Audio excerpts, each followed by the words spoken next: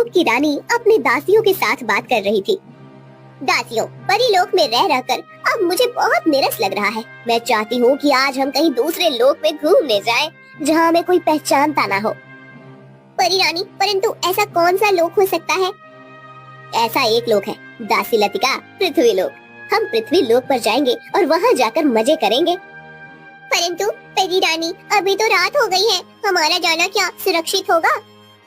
मौन रहो दासी यामिनी, हम परियां हैं और मैं इस स्वर्ग परी लोक की रानी हूँ, जिसके पास अपार शक्तियाँ हैं। मुझे किसी से कोई भय नहीं है। तुम चलने की तैयारी करो। परी रानी की आज्ञा मानते हुए दासी लतिका, दासी यामिनी और कुछ दासियां परी रानी के साथ पृथ्वी लोक पर आने के लिए निकलती हैं। सभी आसमान में विहार करते हुए पृथ्वी पर आकर रुकती हैं। उन्हें गन्ने का एक हरा भरा खेत दिखाई देता है। सभी उस खेत में आकर रुकती हैं। अरे वाह, कितनी प्यारी और मीठी सुगंध आ रही है। ये सुगंध किस वस्तु की है लतिका? परी रानी, हम जहाँ खड़े हैं वहीं से ये सुगंध आ रही है। ये गन्ने की सुगंध है। पृथ्वी पर इस गन्ने से शक्कर और फिर शक्कर से मिष्ठान बनाए जाते हैं। अच्छा, तुम मेरे लिए कुछ गन्ने तोड़ कर ले आओ। मैं खाकर देखना चाहती हूँ कि वास्तव में ये गन्ने कितने स्वादिष्ट होते हैं। लतिका और यामिनी कुछ गन्ने तोड़कर परी रानी के पास रखती है। परी रानी गन्ने खाने लगती है। उसे गन्ने का स्वाद इतना पसंद आता है कि वो बहुत सारे गन्ने खा लेती है। फिर अब बस चलो, मेरा तो पेट भर गया। अब हम कल फिर से आएंगे यहाँ गन्ने खाने। सभी फिर से परीलोक में चली जाती है। ऐसे ही 2 दिन चलता रहता है। गन्ने के खेत के मालिक रामू जब गन्ने को पानी देने आता है, तब वो देखता है कि कुछ गन्ने तोड़े हुए हैं। फिर वो अपने दोस्त से बात करता है। अरे हरिया, 2 दिन से कोई आकर गन्ने तोड़ रहा है। ऐसा ही चलता रहा तो मेरा तो बहुत नुकसान हो जाएगा। हाँ, मैंने भी सुना है रामू कि कुछ लोग गन्ने की चोरी करके उन्हें 2 गुने दाम में बेच रहे हैं। तुम्हें जल्दी ही कुछ करना चाहिए। एक तो तुम्हारा खेत इतना बड़ा है कि तुम अकेले उस पर ध्यान नहीं दे सकते। तो अब क्या करूं? मेरी तो कुछ भी समझ में नहीं आ रहा। एक काम कर सकते हो, तुम अपने खेत के चारों बाजू में कांच के टुकड़े या कीलें डाल दो। जैसे ही कोई गन्ना चोरी करने आएगा, कील उसके पैर में चुभने लगेगी और वो वापस चला जाएगा। हाँ, बात तो तुम्हारी सही है, पर ऐसा करना ठीक होगा? मैं नहीं चाहता कि मेरी वजह से किसी को दर्द हो। तो फिर होने दो चोरी। जब पूरा खेत उखड़ जाएगा तब पता चलेगा तुम्हें। हाँ। हरिया की बात पर रामू सोच में पड़ जाता है। अगले दिन वो खेत की चारों तरफ कील बिछा देता है, जिससे कि चोरी ना हो। रात को फिर से परी रानी और उनकी दासियां को साथ ले आती है। हाँ, क्या खुशबू है इन गन्नों की। वाह, मुझे तो लगता है कि कुछ गन्ने तोड़कर हम अपने परीलोक में ले जाएं। परंतु परी रानी, हमारे परीलोक का तो नियम है ना कि हम किसी दूसरे लोक से वहाँ कुछ नहीं ले सकते। हाँ हाँ, जानती हूँ। तुम्हें मुझे बताने की जरूरत नहीं है। चलो, अभी तो ये गन्ने खा लेती हूँ। परी रानी फिर से दासियों को गन्ने तोड़ने को कहती है। इधर सुबह जब रामू खेत में आता है, तब वो सोचता है कि आज तो गन्ने की चोरी नहीं हुई होगी। लेकिन जब वो आकर देखता है खेत के एक हिस्से में गन्ने गायब हो गए हैं, तब वो भागकर हरिया के पास आता है और सर पर हाथ धरे बैठ जाता है। अरे क्या हुआ रामू भाई, ऐसे क्यों बैठे हो?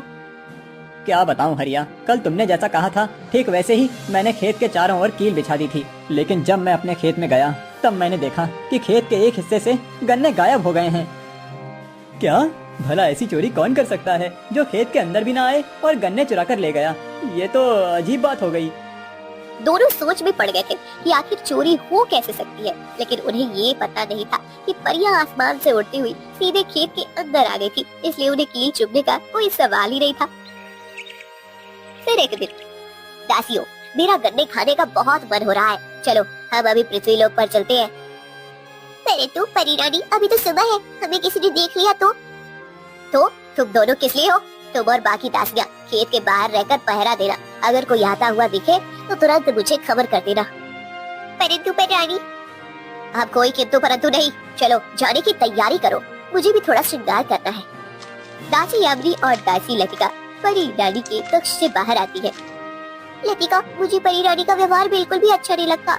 हम कितने दिनों से रोज उस खेत में जा रहे हैं। परी रानी तो रोज हमें गन्ने तोड़ के लाने को कहती है और खुद खा लेती है। हमें तो आज तक उस गन्ने का स्वाद कैसा है ये भी नहीं पता। और उस किसान के बारे में भी तो सोचो, उसका कितना नुकसान होता होगा। ऐसे गन्ने की चोरी हो गई तो। तुम्हारी बात तो सही है यामिनी, परंतु हम क्या कर सकते हैं? हम तो साधारण दासियां हैं। परी रानी के साथ शत्रुता करना हमारी क्षमता के बाहर है। हम साधारण दासियां नहीं है लतिका। क्या तुम नहीं जानती कि परी रानी ने अपनी शक्तियाँ बढ़ाने के लिए हमारी शक्तियाँ सीमित की है? उन्हें भय था यदि हम में भी उनकी जितनी शक्ति होती तो हम उनकी जगह पर हम रानी ब्रा बन जाए, इसलिए उन्होंने हमारी शक्तियों को सीमित कर दिया है। सब जानती हूँ यामिनी, परंतु हम कुछ नहीं कर सकते। देखना लतिका, मेरा हृदय कहता है कि एक दिन ऐसा जरूर आएगा कि उस दिन कोई आकर परी रानी के कमंड को चूर चूर करेगा और हमें इस पीड़ा से मुक्त करेगा। वो सब तो जब होगा तब होगा यामिनी, अब चलो, अन्यथा रानी परी और क्रोध करेगी हम पर। सभी दासियां परी रानी के साथ रामू के खेत में आती है। परी रानी दासियों को खेत के आसपास नजर रखने को कहती है। यामिनी भी एक पेड़ पर बैठकर नजर रख रही थी कि तभी उसके कान पर रामू की आवाज आती है। क्या कहूँ हरिया, ये गन्ने की चोरी तो रुकने का नाम ही नहीं ले रही। अब तक लगभग आधे गन्ने उस चोर ने चुरा लिए हैं। तुमने जो उपाय कहा था वो भी कर लिया, लेकिन समझ नहीं आ रहा कि चोर किस रास्ते से आकर गन्ने चुरा कर ले जाता है। मेरा तो बहुत भारी नुकसान हो गया भाई। हाँ भाई रामू, मैं समझ सकता हूँ कि तुम्हें कितना दुख हो रहा होगा। दुख गन्ने की चोरी का नहीं है हरिया। तुम तो जानते हो कि गांव में कोई भी मुझसे गन्ने या दूसरा कोई भी अनाज मांगने आता है तो मैं खुशी खुशी दे देता हूँ, लेकिन इस गन्ने से मुझे बहुत आस थी। इस बार इतनी अच्छी फसल हुई थी, मैंने सोच लिया था पिताजी की आंखों का और माँ के घुटनों का ऑपरेशन करके उन दोनों को उनकी परेशानियों से मुक्ति दिलाऊंगा। लेकिन अब फसल ही नहीं रही तो क्या बेचूंगा और क्या कमाऊंगा। दुखी मत हो रामू, भगवान सब देख रहा है, देखना सब कुछ ठीक हो जाएगा। रामू की बात सुनकर यामिनी को बहुत दुख होता है। रामू दिल का कितना अच्छा है ये भी उसे पता चलता है। जब सभी परियां परी लोग वापस चली जाती है तब, परी रानी, मुझे आपसे बात करनी है। उस खेत के मालिक रामू को आज मैंने बात करते हुए सुना, वो बहुत परेशान है। परी रानी, आप उसकी गन्ने खा रही है, इस कारण से वो बहुत पीड़ा में है। उसकी फसल आधी हो गई है। अब उसे बेचकर वो अपने माता पिता का इलाज नहीं कर सकता। उसे तो ये भी समझ नहीं आ रहा है कि चोरी कौन कर रहा है। मेरा आपसे अनुरोध है परी रानी कि आप आज से वहाँ न जाए। तुम कौन होती हो मुझे ये सब कहने वाली? तुम एक साधारण दासी होकर मुझसे प्रलाप कर रही हो। उस एक मनुष्य के लिए अपने समस्त लोक के स्वामिनी के साथ विवाद कर रही हो। चली जाओ मेरी दृष्टि के सामने से। यामिनी परी लोक से उतरकर पृथ्वी लोक पर आती है और रामू से आकर मिलती है। यामिनी उसे परी रानी के विषय में सारी बात बता देती है। अच्छा, तो ये सब हो रहा था मेरे खेत में, इसीलिए मेरे चारों तरफ कील बिछाने के बाद भी कोई फायदा नहीं हुआ। अच्छा हुआ तुमने मुझे सब कुछ बता दिया। अब मैं खुद आपकी रानी परी से बात करता हूँ। नहीं, तुम उनसे बात मत करो, वो बहुत जिद्दी और घमंडी है। उन्हें कोई समझाए ये उन्हें बिल्कुल भी अच्छा नहीं लगता। जब उन्हें पता चलेगा कि मैंने तुम्हें ये सब सत्य बता दिया है तब वो मुझे भी दंडित करेंगी। इसलिए मैं चाहती हूँ कि मैं सदा यही इस पृथ्वी लोक पर ही रहूं। रामू, मैंने उस दिन जब तुम्हारी बातें सुनी थी तभी मैंने विचार कर लिया था कि मुझे अपना बाकी जीवन तुम्हारे साथ व्यतीत करना है। ऐसा पुरुष जो अपने माता पिता के बारे में इतना प्रेम भाव रखता है, उससे विवाह करना मेरा सौभाग्य होगा। तुम और मुझसे शादी करोगी? तुम कितनी सुंदर परी हो और मैं किसान हूँ, हम दोनों का मेल कैसे हो सकता है? मैं अपनी सारी शक्तियाँ छोड़कर सामान्य मनुष्य बन जाऊंगी और फिर तुम्हारे साथ विवाह करूंगी। दोनों अभी बातें कर ही रहे थे कि तभी वहाँ परी रानी बाकी दासियों के साथ प्रकट हो जाती है। अच्छा, तो तुम यहाँ हो और ये क्या विवाह? विवाह की रट लगा रखी है तुमने। एक परी किसी से भी विवाह नहीं कर सकती। मैं तुम्हें विवाह करने की अनुमति नहीं देती। चलो चलो यहाँ से। परी रानी यामिनी को अपने हाथ से खींचते हुए ले जाती है।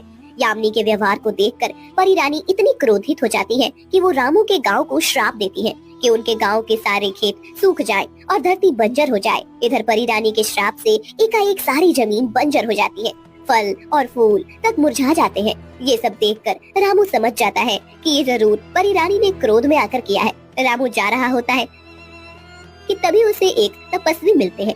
फिर, प्रणाम बाबा। कल्याण हो पुत्र। पुत्र, तुम्हारे पूरे गांव की जमीन बंजर कैसे हो गई?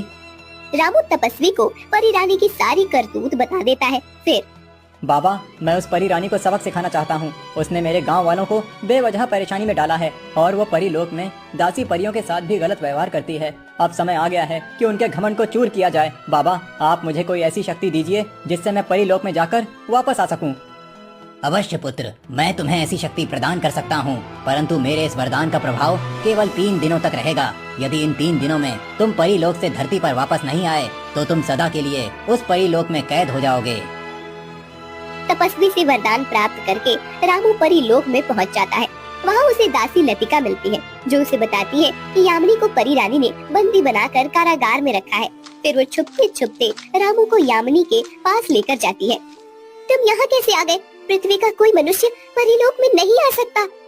रामू यामिनी को तपस्वी जी के वरदान के बारे में बताता है। तुम चिंता मत करो यामिनी, अब मैं उस परी रानी को सबक सिखाकर ही धरती पर लौटूंगा, और वो भी तुम्हारे साथ। परंतु ये इतना सरल नहीं है।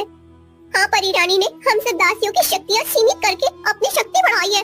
हम दोनों जैसे और कई परियां इस परीलोक में रहती है, जो परी रानी के अन्याय से पीड़ित है, परंतु उसकी शक्ति के आगे हमारी शक्ति काम नहीं करती। परी रानी ने सबकी शक्तियाँ एक अंगूठी में कैद करके रखी है, और उस अंगूठी को एक जादुई बक्से में रखा है। सुना है कि वो बक्सा पल पल में अपनी जगह बदलता है, कोई उस बक्से को छू ना पाए। इस कारण से परी रानी ने ऐसी योजना बनाई है। अच्छा, तो मुझे उस बक्से तक पहुंचना होगा और उस बक्से से अंगूठी निकालकर उसे नष्ट करना होगा। हाँ, जैसे ही वो अंगूठी नष्ट हो जाएगी, हम सबकी शक्तियाँ हमें वापस मिल जाएंगी और परी रानी की शक्तियाँ सीमित हो जाएंगी। लेकिन क्या तुम ये कर पाओगे? उस बक्से को प्राप्त करना बहुत ही कठिन है। मैं उसे प्राप्त कर पाऊंगा या नहीं, ये तो मैं नहीं जानता, लेकिन मैं प्रयास तो अवश्य कर सकता हूँ। परी यामिनी अगर मेरे लिए अपनी सारी शक्तियाँ छोड़कर एक सामान्य मनुष्य बनने के लिए तैयार हो सकती है, तो मैं उनके लिए और आप सभी परियों की आजादी के लिए एक बार प्रयत्न जरूर कर सकता हूँ। परंतु तुम्हें बहुत सजग होकर ये काम करना होगा। परी रानी को जरा भी जानकारी प्राप्त हुई कि तुम यहाँ आए हो, तो वो तुम्हें यहाँ कैद करके रखेंगी। रामू भैया, वो जादुई बक्सा एक तहखाने में रखा है, जहाँ तक जाने का मार्ग हमें किसी को नहीं पता। वो तुम्हें खुद ढूंढना होगा। हाँ, मैं निकलता हूँ। तपस्वी जी ने मुझे वरदान केवल 3 दिनों के लिए दिया है। इतने समय में मुझे सबको मुक्त करना है। रामू यामिनी को तसल्ली देकर तहखाने का मार्ग ढूंढने निकल पड़ता है। सबसे छुपते छुपाते बहुत दूर तक चलने के बाद वो थक कर एक पेड़ के नीचे बैठ जाता है। उसे समझ नहीं आ रहा था कि आखिर तहखाना कहाँ हो सकता है। उसे भूख भी लगी होती है। वो देखता है कि पेड़ पर कुछ फल लगे हुए हैं। जो वो जैसे ही पेड़ पर चढ़ने के लिए पैर रखता है, तो जमीन के नीचे तहखाने का दरवाजा खुल जाता है और रामू खुश होकर तहखाने के अंदर चला जाता है। अच्छा, तो ये है वो तहखाना। यहाँ तो बहुत सारा खजाना रखा हुआ है। यहाँ तो कितने सारे बक्से भी रखे हुए हैं। अब इन सब में वो बक्सा कहाँ ढूंढूं? हाँ, सभी बक्सों को एक बार ध्यान से देखता हूँ। लतिका ने कहा था कि वो बक्सा हर बार अपनी जगह बदल लेता है। इन बक्सों में से जो भी बक्सा अपनी जगह बदलेगा, वही जादुई बक्सा होगा। ये सोचकर रामू ध्यान से सभी बक्सों की देखने लगता है। तभी एक चमकने वाला बक्सा अपनी जगह बदल देता है। अच्छा, तो ये है वो जादुई बक्सा। कितना चमक रहा है। अभी इसे पकड़कर खोलता हूँ। रामू बक्से को पकड़ने लगता है, लेकिन जैसे ही रामू बक्से को हाथ लगाता, बक्सा उसके हाथ से छूटकर अपनी जगह बदल देता। बहुत देर तक ऐसा ही होने के बाद नहीं, इस बक्से को ऐसे पकड़ना आसान नहीं, कोई तरकीब लगानी पड़ेगी। फिर रामू वही पड़ा हुआ एक बड़ा पत्थर उठाता है और एक रस्सी से उस पत्थर को बांध देता है। फिर रामू उस रस्सी को हवा में गोल गोल घुमाने लगता है। गोल गोल घूमने की वजह से पत्थर उस बक्से को लगता है और बक्सा टूटकर जमीन पर गिर जाता है। चलो, ये तो खुल गया। अब अंगूठी निकाल लेता हूँ। चलो, ये तो खुल गया। अब अंगूठी निकाल लेता हूँ। रामू उस बक्से से अंगूठी निकालकर उसे पत्थर से तोड़ देता है। उसके ऐसा करते ही परी रानी की शक्तियाँ कम होने लगती है और यामिनी कारागार से मुक्त हो जाती है। सभी दासियों को अपनी सारी शक्तियाँ वापस मिलती है। लगता है रामू अपने कार्य में सफल हो गया है। अब उस परी रानी की शक्तियाँ कम हो जाएंगी। इधर परी रानी की शक्तियाँ कम हो जाती हैं और बाकी सब परियां रानी के सामने सख्त होकर खड़ी हो जाती हैं। अब तुम्हारी शक्तियाँ हमसे कम हो गई है रानी परी, इसलिए अब हम सब तुम्हें अपनी रानी नहीं मानते। लतिका और बाकी परियां यामिनी का समर्थन करती हैं। फिर सभी परियां यामिनी को रानी बनाने की मांग करती हैं, लेकिन यामिनी मना कर देती है और लतिका को रानी बनाती है। फिर लतिका पहले की रानी परी को कारागार में डाल देती है। यामिनी अपनी सभी शक्तियों का त्याग करके रामू के साथ सदा के लिए पृथ्वी लोक पर आकर उससे विवाह कर लेती है। दोनों खुशी से अपना जीवन व्यतीत करने लगते हैं।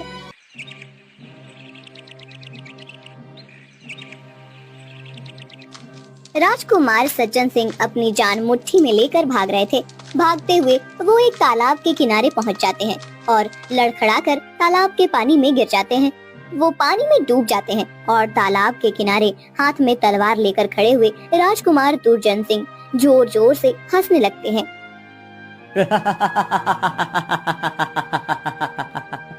चलो, ये तो अब स्वयं ही मृत्यु को प्राप्त हो जाएगा। इसे मारने के लिए मुझे अपनी ताकत का उपयोग नहीं करना पड़ेगा। अब तो इसकी डूबकर ही मृत्यु हो जाएगी, या फिर इस तालाब का मगरमच्छ इसे खा जाएगा।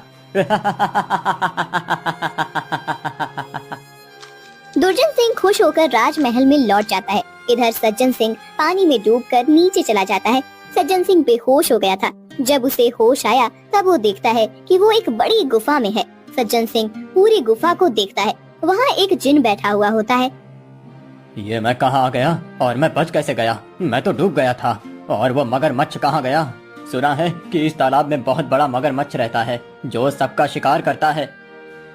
तुम मेरी गुफा में हो। ये गुफा तालाब के अंदर है और मैं इस जादुई तालाब का जिन हूँ। इस तालाब में कोई भी नहीं डूबता, यही इसका जादू है। और तुम जिस मगरमच्छ की बात कर रहे हो वो कोई मगरमच्छ नहीं है। मैं ही रूप बदलकर मगरमच्छ बनकर लोगों को भयभीत करता हूँ। कई लोग इस तालाब के पास आकर गंदगी फैलाते हैं, यहाँ पर अपने वस्त्र धोते हैं। उन सबसे तालाब का पानी दूषित हो जाता है। इसीलिए मैं मगरमच्छ बनकर बैठता हूँ ताकि मगरमच्छ के भय से कोई इस तालाब के पानी का दुरुपयोग न करे। जादुई तालाब और जिन, मेरे कुछ समझ में नहीं आ रहा। ज्यादा विचार मत करो राजकुमार, मैं एक जिन हूँ। अभी सबकी सहायता करता हूँ, परंतु पहले मैं ऐसा नहीं था। मैं बहुत उद्दंड हुआ करता था। कुछ वर्ष पूर्व की बात है। मैं एक पेड़ पर बैठ गया था और एक साधु अपनी तपस्या कर रहे थे। तब बड़ा तपस्वी समझता है खुद को। अभी इसकी तपस्या भंग करता हूँ, फिर ये क्रोधित हो जाएगा, फिर मजा आएगा। ऐसा कहकर मैंने उनके ऊपर पेड़ से फल तोड़कर फेंकना शुरू किया। मैंने उन पर 6-7 फल फेंके, परंतु फिर भी वो शांत बैठे हुए थे।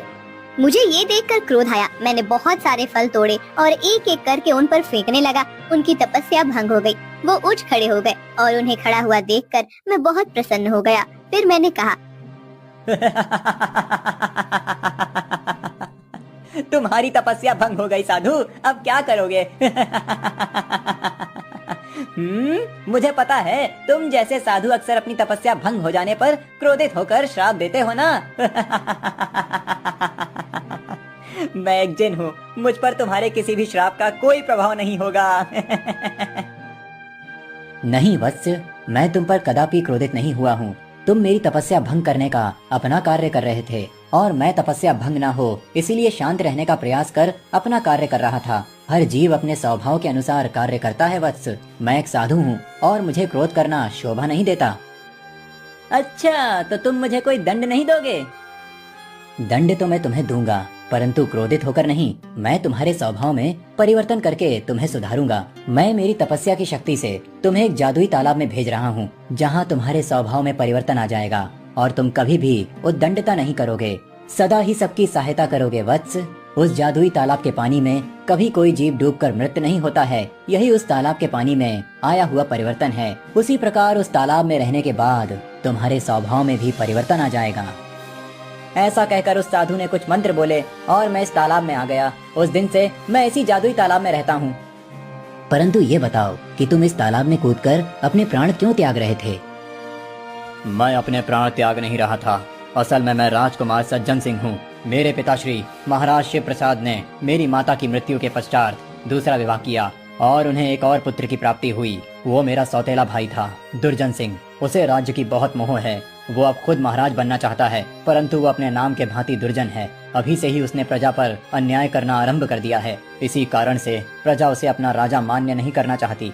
मेरे पिताश्री को भली भांति ज्ञात है, इसीलिए पिताश्री ने मुझे अपना उत्तराधिकारी घोषित कर दिया था। मेरा राज्य अभिषेक निश्चित हो गया था, परंतु दुर्जन सिंह ने क्रोध में आकर पिताश्री को बंदी बना लिया और कारागार में डाल दिया। वो मेरे प्राण लेकर अपना राज्य अभिषेक करने की सोच रहा था। आज वो अपनी तलवार लेकर मेरे पीछे भागने लगा।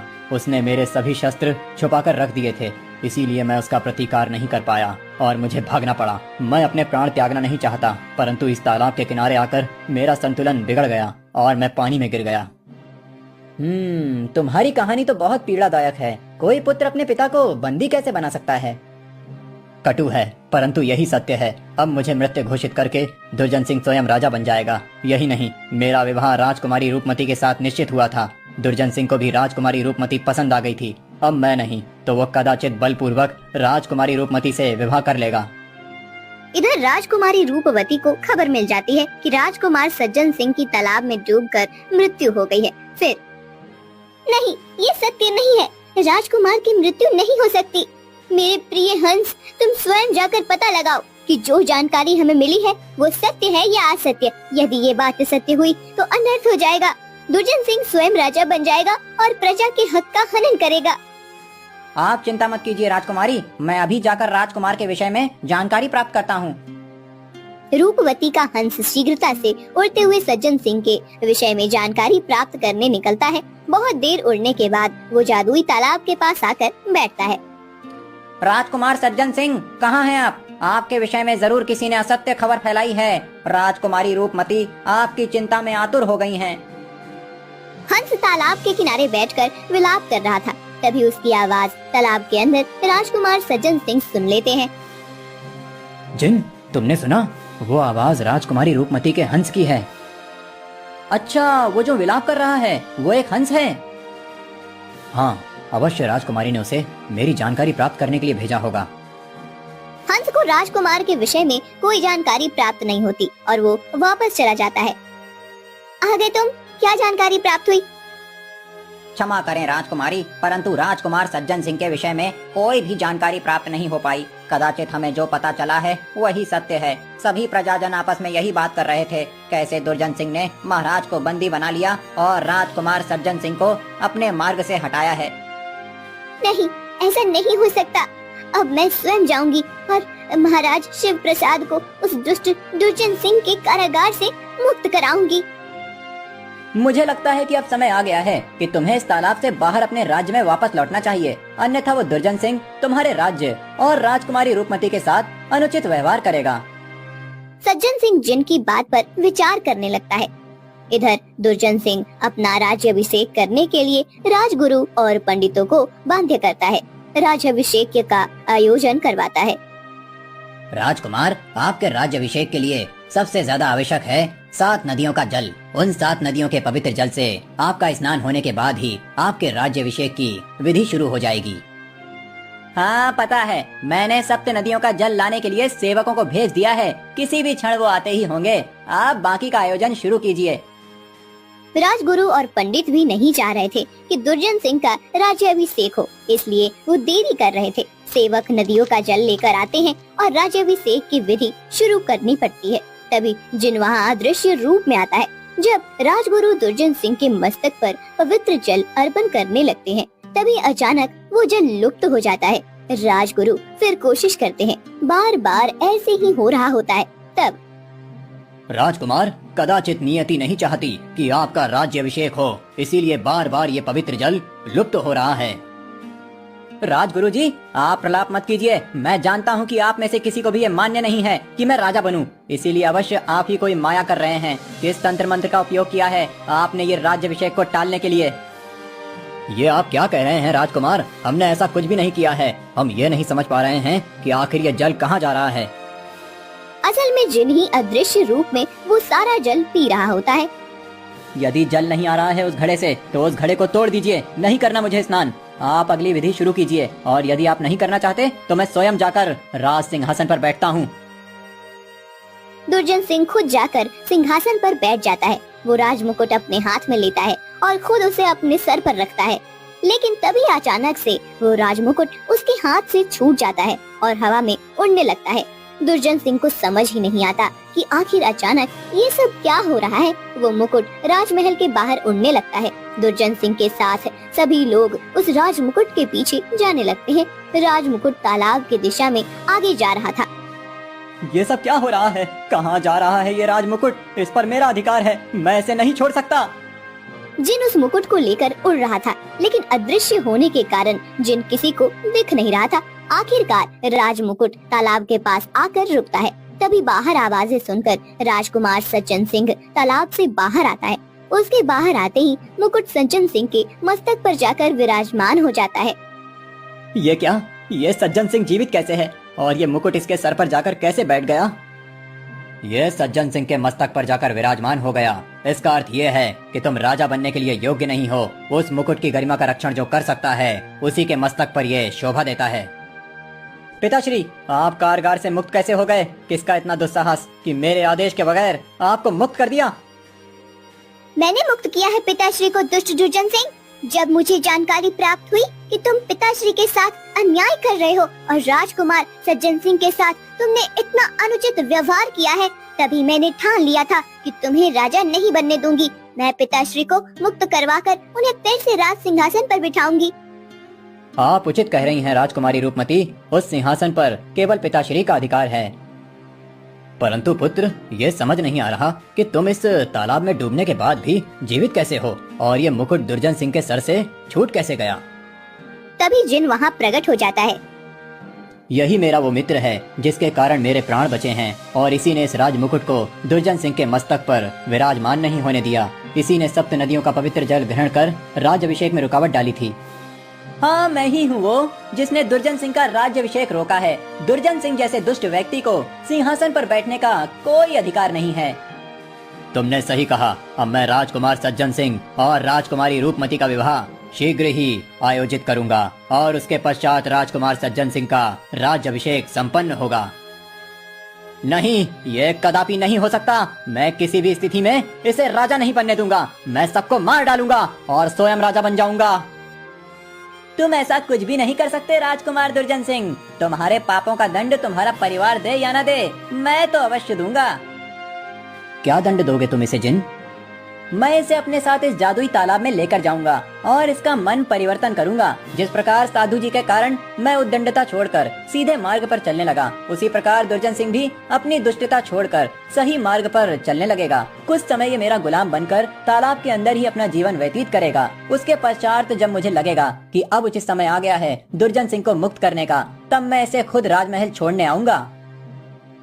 इतना कहकर जिन राजकुमार दुर्जन सिंह को अपने साथ तालाब के अंदर ले जाता है। कुछ दिनों के बाद राजकुमार सज्जन सिंह और राजकुमारी रूपवती का भव्य विवाह संपन्न हो जाता है और सज्जन सिंह राजा बन जाता है। पूरे 1 वर्ष तालाब के अंदर रहने के बाद राजकुमार दुर्जन सिंह का मन परिवर्तन हो जाता है और उसका व्यवहार सुधर जाता है। फिर जिन उसे राजमहल छोड़कर फिर अपने जादुई तालाब में लौट आता है